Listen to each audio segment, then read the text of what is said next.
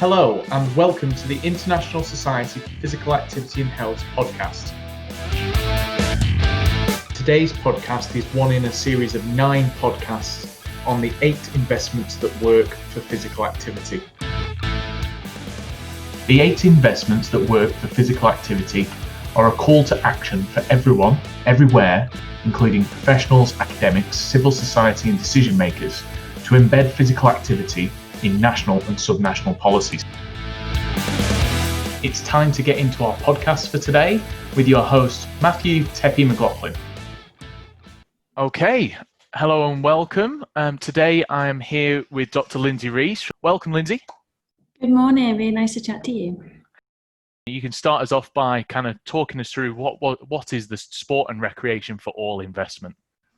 Well, I think when I think about this, it's really important, I think, to start off with when we talk about physical activity, it's around enabling people to move, but it's recognizing that people move in different ways, they enjoy moving in different ways, and the ways that people choose to move vary throughout life.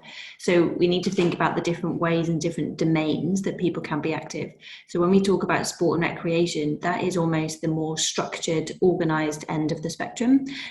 Sport and recreation very broadly is usually done at leisure. It can be done through an organised club or a setting and can involve a whole range of things from dance, walking, to structured sport. So it's not just your traditional elite sport anymore. It's thinking very broadly around leisure activities. And I guess when we were thinking about this particular investment, it was around what role that plays in helping increase people's overall physical activity. And it's recognizing that, the structured play and the structured sport is really essential for healthy growth and development amongst children.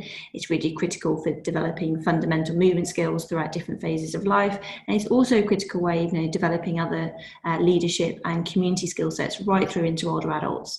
So it's really around understanding what role sport and recreation in the broadest sense can play as a catalyst really for increasing overall physical activity. Yeah. When you say in the broadest sense, it's going back to that kind of idea that there is formal sport and there is that recreation side of sport and the kind of more social sport, some people call it. And so why is this investment important to boost physical activity? Well, I think again, if we take that kind of real broad lens to it, the sports sector as a whole and the recreation sector as a whole brings numerous opportunities to enable people to engage in physical activity. Predominantly that has focused on the physical participation, so the active huff and puff, the actual, participating in the structured sport and recreation, but it also brings a whole range of opportunities for volunteering.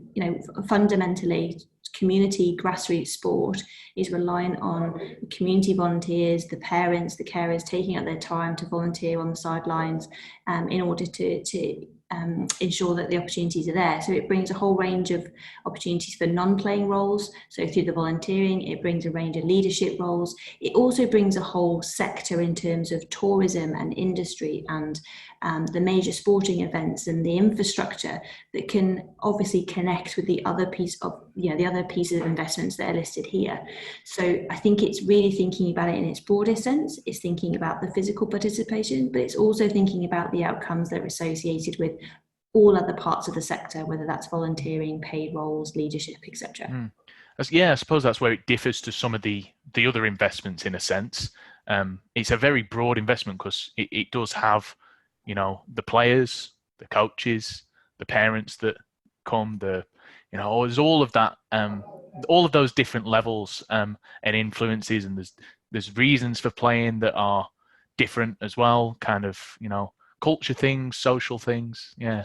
There really is. And I guess when we were both, discussing the evidence that was kind of going into the investment, we really did take that broad lens. And I think where this particular update is maybe different from the previous ones, where we brought in some of the evidence for sports role in development and crisis in low middle income countries. So we've talked about, sports role in managing peace and sport for development and integrating that within the wider conversation, as well as linking it to the other sustainable development goals around health and education and social and economic benefits. So you're right, it is a really unique sector, and as it's mentioned in the Global Action Plan, it's probably one of the underutilized sectors as well for the power and almost the reach it brings to different parts of community.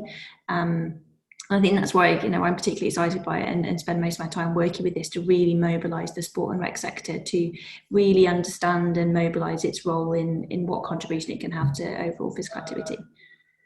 Yeah, we that's right. We we looked at the GAPA, we were looking at the Sustainable Development Goals, and perhaps you can talk to some of the other evidence that we looked at for this investment as well. Yeah, I mean, I think if I was to really sum up where the shift in evidence has been, I think it's really around moving away from just traditional sport. A lot of the time, we still have the societal norms that when you hear the word sport, you do think traditional and elite, and the very, the top of the pyramid, the very narrow part. And I think that the summary of evidence was around is shifting to what broader role that plays and reaching the community and grassroots level. And a lot of the evidence is around understanding the positive outcomes on both physical and mental health when you actually play sport.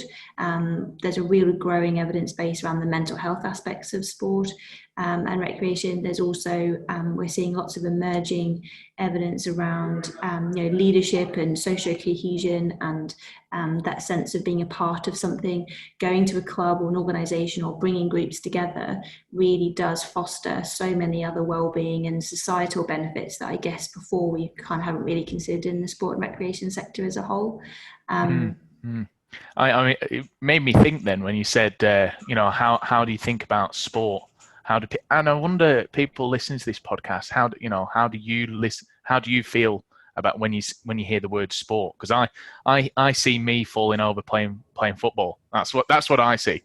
Or I see. I also see the elite side of it. I see my team, Preston North End, playing in the Premiership, and then I wake up from my dream. And but no, I think there's sport means a lot of things to a lot of people, and very broad. It really does, and I think one of the roles that we all have as advocating for enabling more people to move is around breaking down those traditional myths, if you will, that sport is just for those elite athletes that you see on screen, that they are just for the faith and belief of the team that you support. It's breaking down those barriers that actually sport and recreation is a part. It can be a part of everyone's lives, and it can play a really critical role in integrating people into activity in ways they haven't had before. And we've seen that with lots of adaptations to sport. So you've got traditional sports like football, soccer, that are being adapted to slow down the game to enable older people to be involved, or people with a disability to be more engaged. So we are seeing modifications and adaptations. And at the start, you mentioned this idea about social sport, and that's really around, again, challenging this idea that sport is just for the elite. I think we also have to recognise that there are elite parts of sport that are critical and do activate some people to be active, whether that's major sporting events, leveraging those to try and get population change, where there is kind of mixed evidence, looking at the Olympics, those major sporting events do still play a role. But I think really the overview of the segment is that this is around activating the whole sector to appeal to more community and grassroots activities. Yeah, that makes sense. And I suppose that leads nicely into who this investment is most relevant for. Then it probably isn't most relevant for just the elite sector, is it? It's 100%. I mean, I guess if I was to really take the systems approach, which I really try and do, every investment is relevant for everybody. But that said, they're obviously within the eight. There are going to be natural ones that you're drawn to based on where you are in the system or your role or your interest. So I would say that this particular segment probably does appeal to anyone and everybody working across the sport and recreation spectrum, whether that's elite sport through to community grassroots sport, whether that's major events, whether that's volunteering, coaching, education, whether that's you're actually working in a sporting code, whether you're actually working in sport within a school. There's lots of overlaps with the other investments, but I would say the appeal is very broad, and it really is cross-cutting for everyone that touches at any point the sport and recreation sector. Yeah, no, that makes sense. It really does slot nicely into the systems approach and that frame. So kind of wrapping up almost. So what are the key recommendations for policy, practice, and research? So I think I'll probably answer those individually because they're very discrete in themselves. So to start with, what the research or kind of what the evidence tells us around sport and non-playing roles, it really is about shifting the attention to understanding the positive outcomes on health, well-being and society that are associated with participation.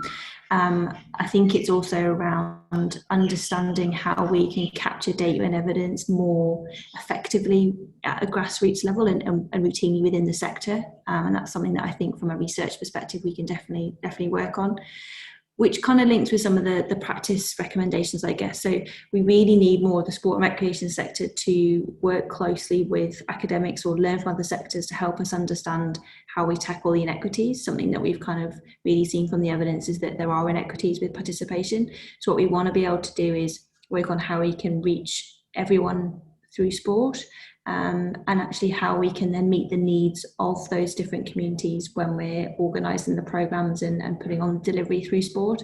But again, critically, we need, in order for us to understand how we do reach those communities, we do need to make sure we've got the robust evidence and evaluation systems in place on the ground, and that is something that's very difficult, especially when we're working with a predominantly volunteer base.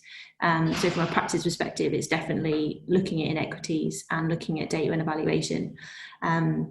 And from a policy perspective, it's trying to weave through sport and recreation in as many government policies as we can, because we've seen how many problems can be solved by enabling more people to move.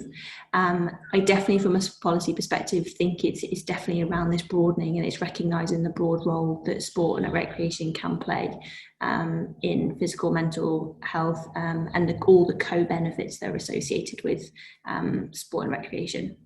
So if I was to really catch that in a nutshell, so from a research perspective, it's around data and surveillance. Practice perspective, it's around challenging inequities, and again, data and evaluation. And from a policy perspective, it's really understanding the broad reach and the co-benefits associated with participation. Extremely comprehensive answer. Love it. Would you expect anything less? No, absolutely not. No.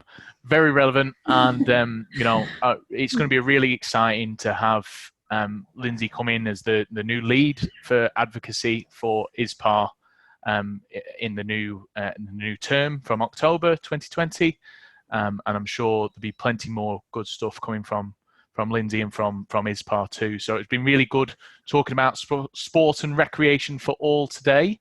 Have you got any closing remarks or? No, I think it's an exciting time, and all I would encourage everyone is to have a little look at the document.